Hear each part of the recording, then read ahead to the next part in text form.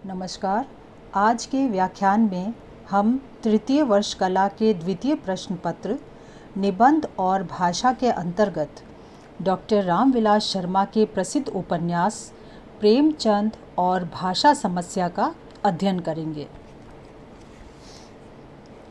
Doctor Ramvilas Sharma प्रगतिशील विचारकों के आलोचक रहे हैं। प्रेमचंद और भाषा समस्या निबंध में उन्होंने प्रेमचंद के भाषा संबंधी विचारों को स्पष्ट किया है। लेखक ने बतलाया है कि प्रेमचंद भारत के लिए एक राष्ट्रभाषा चाहते थे और अंग्रेजी के स्थान पर भारतीय भाषाओं का सम्मान बढ़ाना चाहते थे। इसके साथ ही वे भारत में हिंदी और उर्दू के मिले जुले रूप के प्रचलन के पक्षधर भी थे। लेखक शर्मा ने यहाँ यह भी बतलाया है कि प्रेमचंद ने भाषा के संबंध में पर्याप्त विचार किया था और उस पर लिखा भी खूब था। इसीलिए उन्होंने भाषा की समस्या को महत्वपूर्ण ढंग से उठाते हुए उसका संतुलित और व्यवहारिक समाधान प्रस्तुत करने का प्रयास भी किया था। जब उन्होंने सेवा सदन उपन्यास लिखा था तब भी उनके मन में भाषा की समस्या का प्रश्न समाया हुआ था, क्योंकि वे पहले उर्दू भाषा में ही लिखते थे। इसी समस्या को देखते हुए उन्होंने कहा था कि हमें हिंदी और उर्दू भाषा का भेद मिटाकर इस संबंध में उदारतापूर्वक काम लेना चाहिए।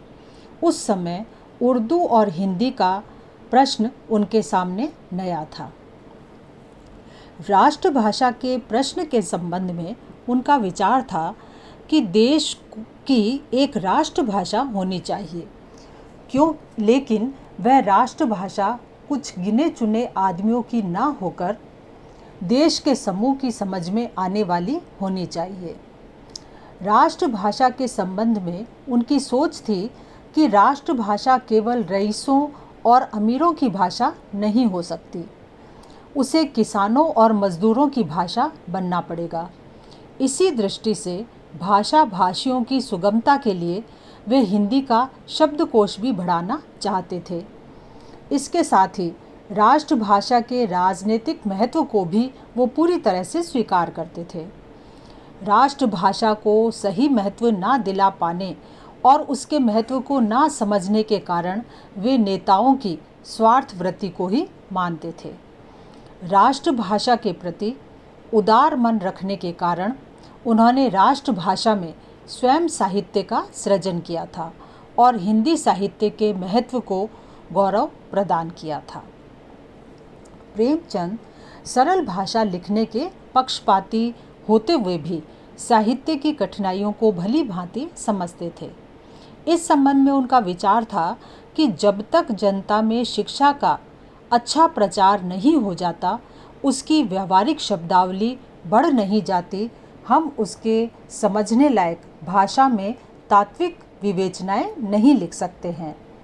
शिक्षा के प्रचार होने पर ही कठिन शब्द जिन्हें हम आज देखकर भयभीत हो जाते हैं, जब अभ्यास में आ जाएंगे तो उनका डर भी हमारे से निकल जाएगा।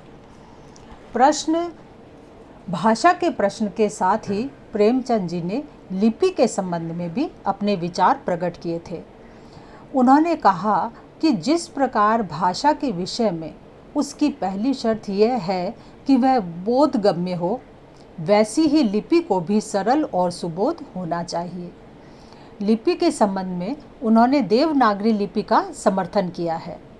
लिपि के संबंध में ही उनका विचार था कि प्रांतीय भाषाओं को हम प्रांतीय लिपियों में लिखते जाएं तो कोई ऐतराज़ नहीं है, लेकिन हिंदुस्तानी भाषा के लिए हिंदी लिपि रखना ही सुविधा की बात है।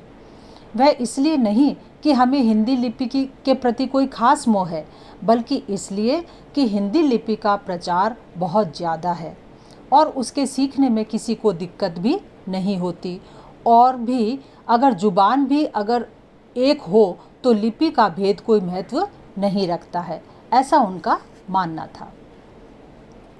लेखक ने यहाँ यह भी बतलाया है कि प्रेमचंद जी हिंदी भाषा के लेखक थे। वे हिंदुस्तानी कौम की तारीख बनाने वाले साहित्यकार थे। उन्होंने हिंदी और उर्दू दोनों में ही अपनी रचनाएं लिखी हैं। इसके साथ ही उन्होंने हिंदी और उर्दू के लेखकों को नज़दीक लाने की भी कोशिश की, क्योंकि वे हिंदी के पक्षधर होते हुए भी इन दोनों भाषाओं के विकास को साथ साथ दिखाने के पक्ष में थे। वे सही अर्थों में तुलसीदास जी के बाद हिंदी के बड़े साहित्यकार थे।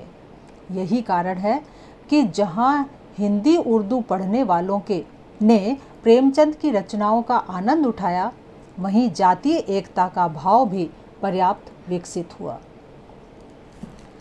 यहाँ लेखक ने यह भी बतलाया है कि प्रेमचंद जी साहित्यिक शैली गढ़ने के पक्ष में थे, लेकिन वे उसके गढ़ने की कठिनाइयों को भी जानते थे। उन्होंने यह कहा था कि वक्त की आवाज़ यह है कि हम एक मिली-जुली साहित्यिक शैली का विकास करें। प्रेमचंद जी हिंदी और उर्दू दोनों को ही अत्यधिक निकट से देखते थे, इसीलिए उन्होंने हिंदी को बहुत ज़्यादा संस्कृतनिष्ठ और उर्दू को बहुत अधिक अरबी फारसी से युक्त बनाने का भी विरोध किया था। इसका परिणाम यह निकला कि वे कोरे सिद्धांतों से दूर हटकर एक व्यवहार में लाने योग्य शैली के निर्माता बन गए थे। प्रेमचंद जी देश की सामाजिक और सांस्कृतिक जीवन में अंग्रेजी की प्रभुता बनी रहे, इसके प्रबल विरोधी थे। इसीलिए उन्होंने साम्राज्यवादियों द्वारा अंग्रेजी भाषा लादने की नीति का विरोध ही नहीं किया, बल्कि गुलाम देश के बुद्धिजीवियों का भी विरोध किया, जो अंग्रेजी भाषा के भक्त बने हुए थे। अतः इस निबंध के माध्यम से विलास जी ने यह कहा है कि प्रेमचंद के भाषा संबंधी विचार व्यवहारिक हैं और उनमें एक प्रकार की राष्ट्रीय भावना का स्वर ही मिला हुआ है। धन्यवाद।